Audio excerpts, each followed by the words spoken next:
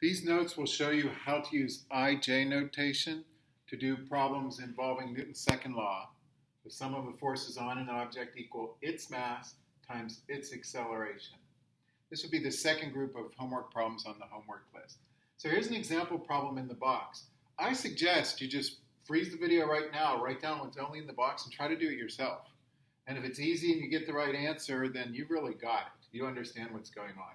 All right, so let me set up the problem. You've got one object with a mass of 2 kilograms, and you've got two forces acting on it, and those forces are given in IJ notation. So see, this force points which direction?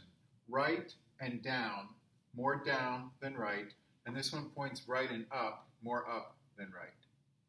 Okay? All right, so let's do a quick sketch of these forces. There's the object with a mass of 2. This force points right and down, more down than right, so something like this.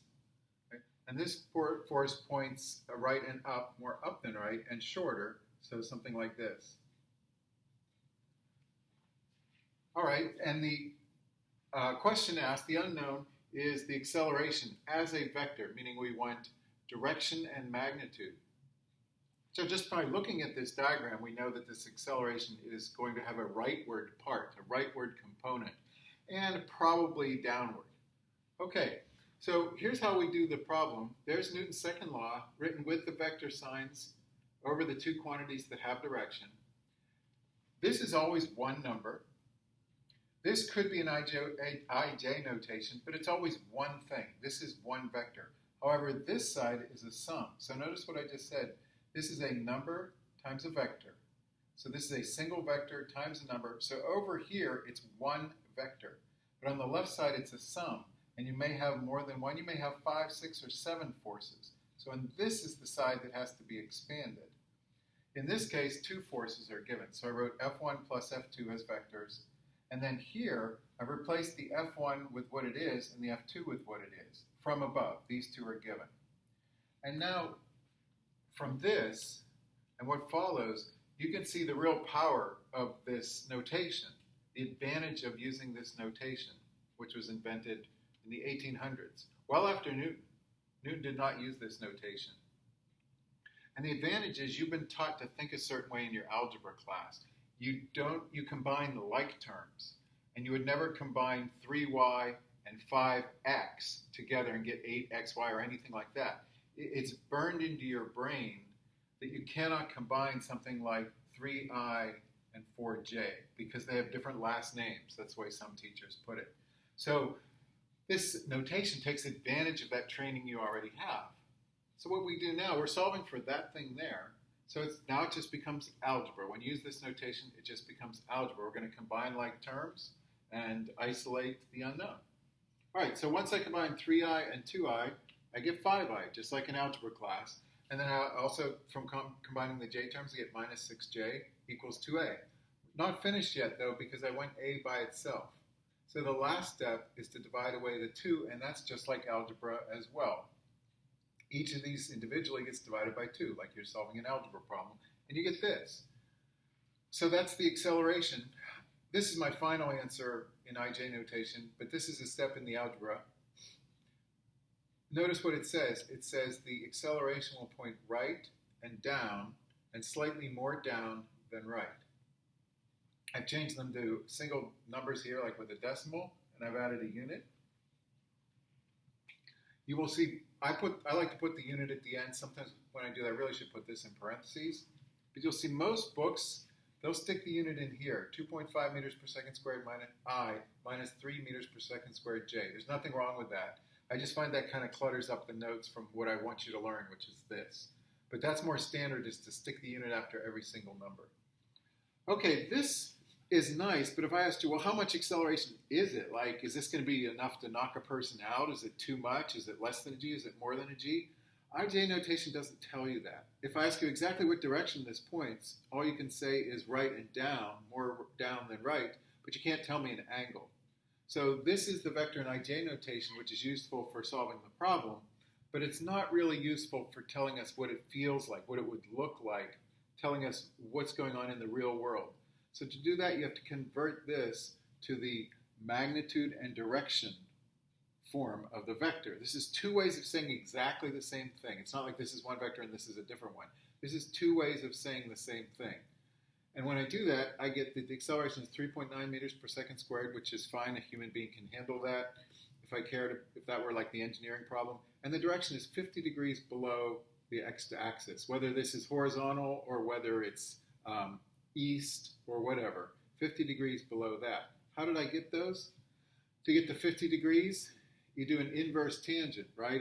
You have 2.5 over and 3 down. So this angle here would have a tangent of 3 over 2.5.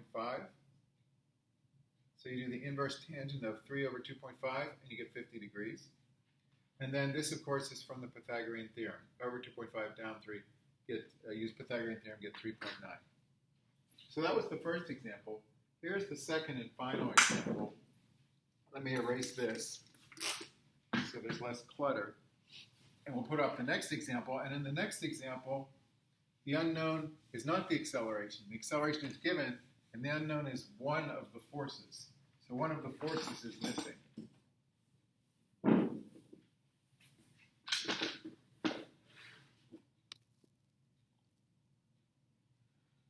This is the second and final example. And again, if you want to look at what's above my arm and freeze the video and try to solve it all by yourself, that would be a good exercise. And then if you do, you really don't have to watch the rest of the video. And if you don't, then I will explain it. So in this problem, once again, a mass of 2. Once again, we have 2 forces on it. They're not the same as before. But once again, we have 2 forces on it. And this one points right and down, more down than right. And this one is actually unknown, which means it doesn't necessarily point up and right. You could draw it in any direction. It doesn't matter. I just put an arrow to remind myself there is a force, but that's an unknown. In this problem, the acceleration is given, which is different from the previous problem. And it's given as a vector, right and up, more right than up. This could have been given as a magnitude and direction, and then you would have to convert it to I and J notation. One force is given, the mass is given, but the second force is not given. That is the unknown. So once again, we got forces, mass, and acceleration, so we write Newton's second law. This side is straightforward. It's a mass times an acceleration vector. But this side is a sum, which means there could be more than one forces, and in this problem it's given that there are 2 forces. The first one, F1, is given, so I put that in from above, and the second one is the unknown. After this, it's just algebra, which, as I said, is the power of the IJ notation. Collect like terms on the right, so you isolate the unknown. Then 10i minus 3i, 6j minus negative 10j gives you this. 7i plus 16j newtons. And once again, it's really more standard to put the newtons after both numbers, but this is notes for learning, and I feel that would clutter them up. All right, this is not all that useful in the real world. In the real world, we want to know how strong a force do we need and which direction to apply it. This does not mean you apply that F2 is 2 separate forces. Remember that even though this looks like 2 things, this actually means don't look at me, look at my hypotenuse. Right? Draw the triangle, draw 7 right and 16 up, and then look only at the hypotenuse. Once you've got those 2 sides drawn, the hypotenuse is what I really am.